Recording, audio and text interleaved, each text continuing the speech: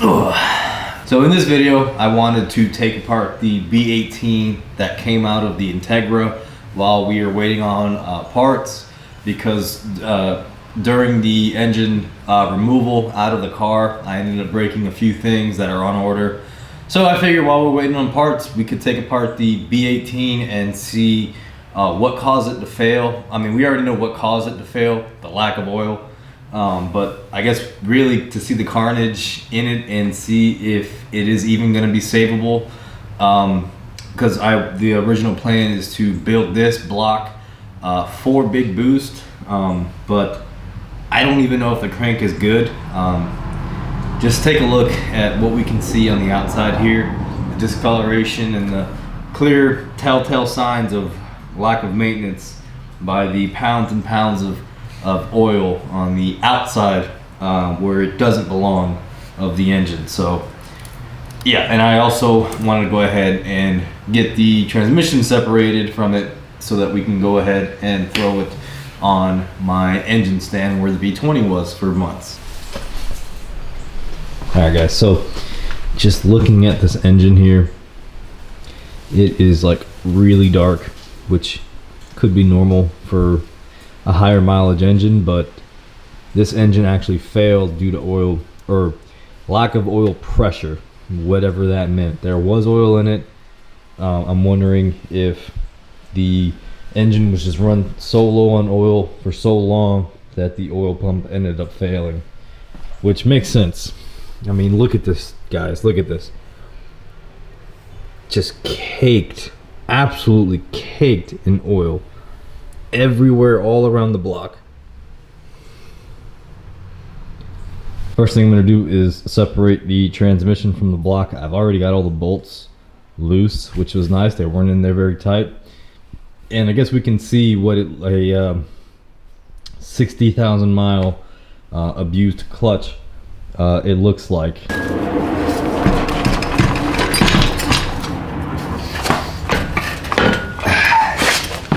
There we go, guys.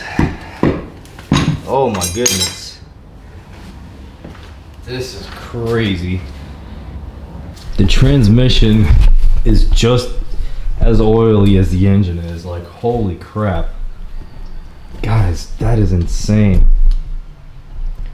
This is what happens when you do... The camera absolutely does not do it any justice. This is what happens when you go for miles and miles and miles with a leaky rear main seal.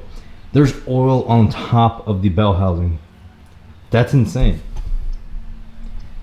I'm gonna take you guys off the tripod for this one. Guys, I mean, just look at that.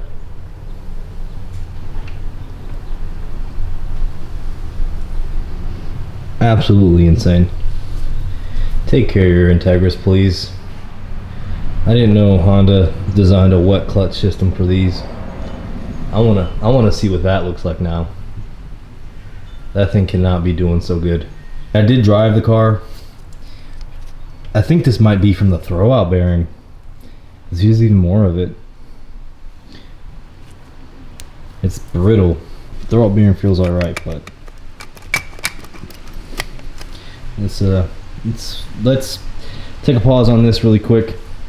Leave the transmission here and then get the clutch and flywheel off that bad boy and put her on the good old Pittsburgh engine stand.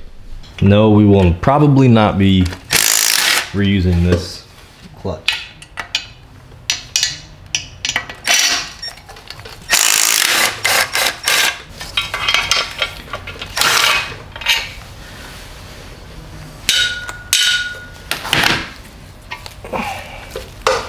Flywheel looks okay. Looking at the clutch, you can actually see where oil started to enter.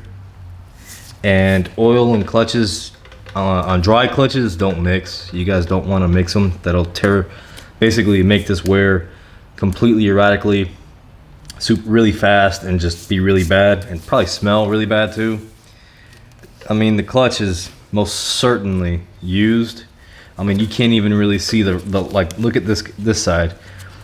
All right, you can't really even see the lines or anything. Looks nice and smooth. And then you flip it over and you can actually see the lines. So definitely just a regular used clutch. Nothing too terrible here. But you know, it's a good thing we have the new Clutch Masters FX350 on the B20 currently, because this thing would have certainly not held any power. Now the pressure plate. Oh wow. Okay. The pressure plate was definitely on its way out. Guys, look at that. It might be a little hard to see here. Let me try and maybe zoom in, but there's a crack on the pressure plate surface disc. That's bad. That's a pretty good crack too. Pretty structural. Clutch was most definitely needed on this thing. Not anything to do with the previous owner. This is probably just miles, and I think he did say that he learned how to drive stick on this car, but you know, dang guys, this is pretty crazy. Let me try and get up close to that crack. Look at it. Guys, check out how dirty my hands are from messing with all this transmission and clutch stuff. Ooh. So for anyone wondering, with flywheel bolts, these are usually pretty specific bolts. As you can see, they are 12-point bolts. I'm not sure if the camera will even pick it up, but those are 12-point bolts, and they're really shallow. So I actually had to modify this socket here to basically just grind it. I had to grind it down just a hair shorter to get a better bite on these sockets, because if you don't do that, these are known to basically round right off without the, you know, because without the special socket for these. I mean, I'm sure you could probably buy one, but this was just a regular Crescent 17 mil 12-point socket that I just modified for this exact reason. I actually used this on my S2000 and it worked great. So yeah, you want to be careful taking these bolts off. These ones are kind of scary sometimes because they're attached to your crankshaft, so it could become a very big problem if you can't get them out. Oh, just like that, guys. Almost lost that one. Need to lock in.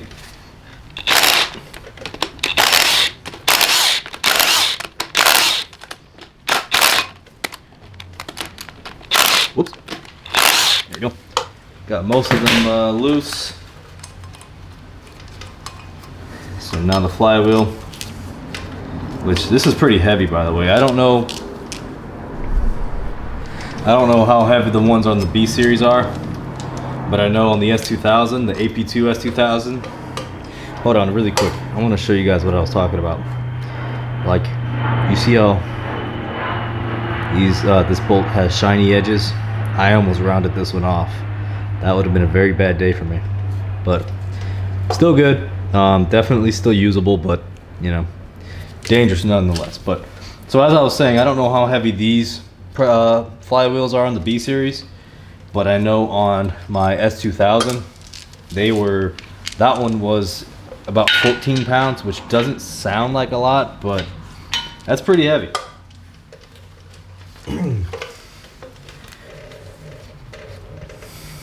Because like, if I were to take this bolt off and just kind of let this thing fall, it would probably take a chip out of the ground, the concrete. So you want to be ready when this thing comes down, because when it comes down, it's coming down. This one had oil on it. Weird. Should definitely not have oil on these.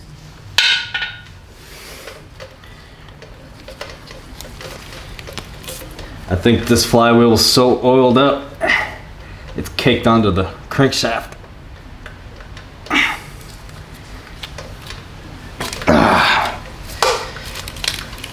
Man, that rear main looks perfectly fine.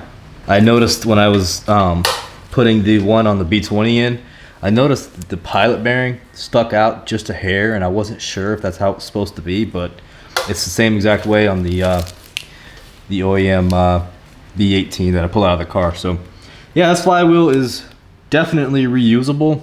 We don't need it right now, but definitely savable and usable. Really quick, guys, I wanted to show you something that I almost missed between the B18 and B20 that's in the car right now. So here I've got the transmission off of the B18, as you can see, and I noticed that there's 2 dowel pins here, one here on the inside and one on the right side or front side. But then I went over here to the B20 and I noticed, got 1 dowel pin, but I don't have the other. The other one is missing. Thankfully, this one still has, the B18 still has both, so we will be able to just pull one of them out and throw it onto our beloved B20. All right, guys, we got the B18 on the engine stand finally. When we come back, we're going to begin the teardown of this while we're waiting on parts for the B20 that's in the car. Guys, leave a comment down below on how bad do you think this engine is going to be.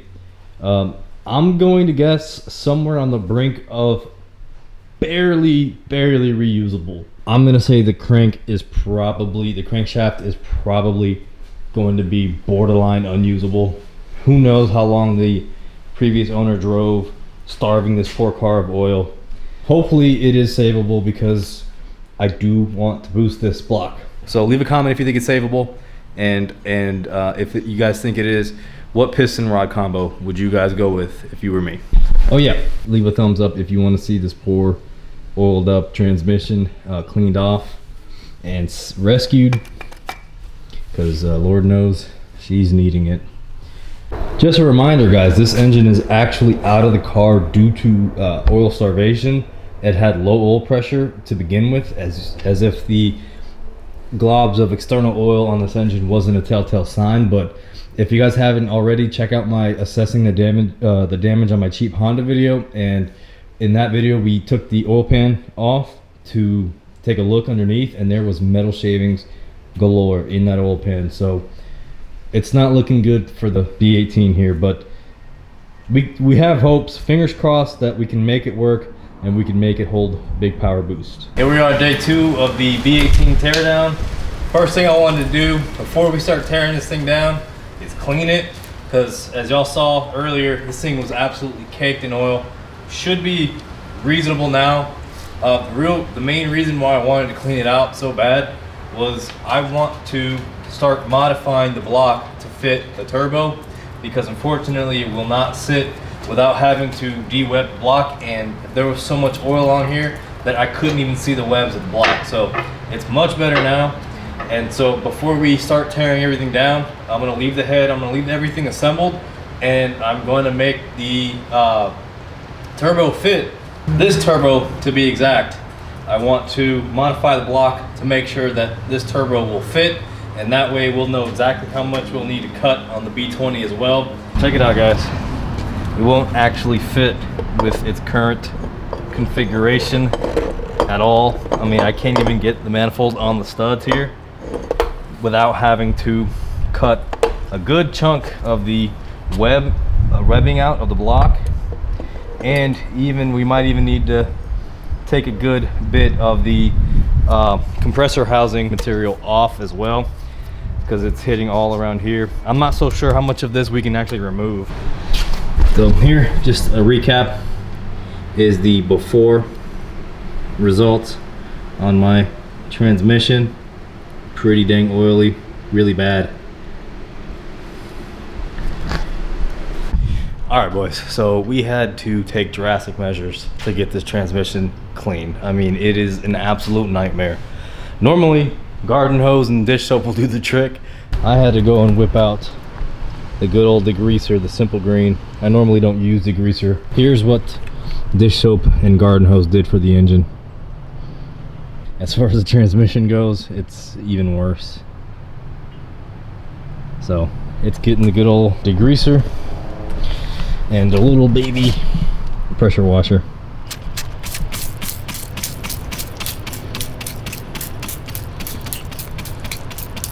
Let this soak for a few minutes. It's trash anyway.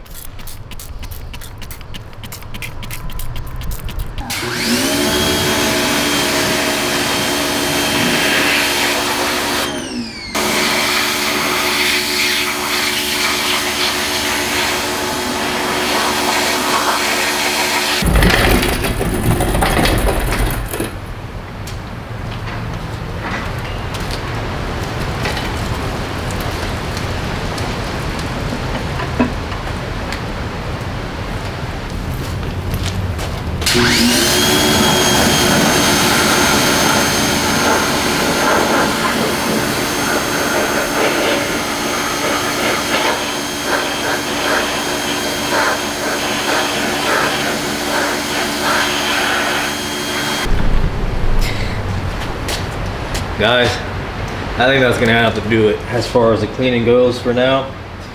I don't think it's gonna get very much cleaner than this, so I'm gonna end up just leaving it. Pressure washer and simple green combo is not really helping.